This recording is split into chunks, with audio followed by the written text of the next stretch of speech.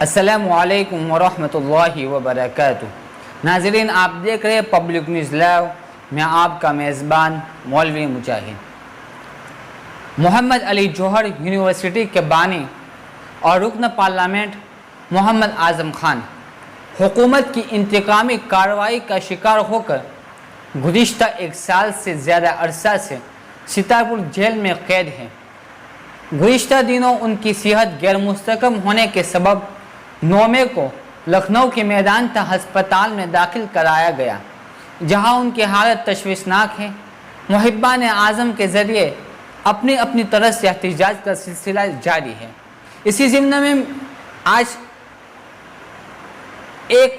ان کی محبین، ان کی چاہنے والی ایک ہندو عورت جس کا نام نیہا راج ہے، نیہا راج نے صدر جمہوریہ ہند رام ناتھ کو اپنے خون سے خط لکھ کر اعظم خان کی رہائی کا مطالبہ کیا ہے۔ انہوں نے اپنے مکتوب میں لکھا ہے کہ محمد اعظم خان جو غریبوں اور مظلوموں کا مسیحا ہیں، یہ بالکل بے قصور ہیں۔ انہیں سیاسی رنجش کی بنیاد پر پھنسایا گیا ہے۔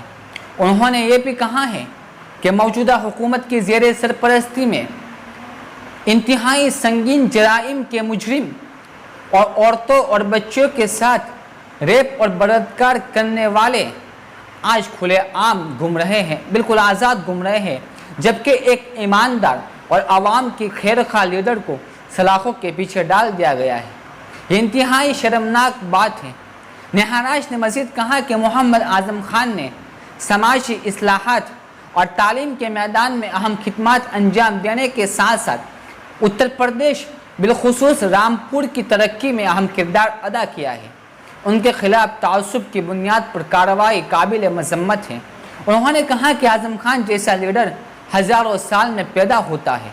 انہوں نے نیہا راج نے صدر جمہوریہ ہند رام ناتھ سے اپیل کی ہے کہ وہ اپنے خصوصی اختیارات کا استعمال کرتے ہوئے محمد اعظم خان کی رہائی کا حکم صادر کرے۔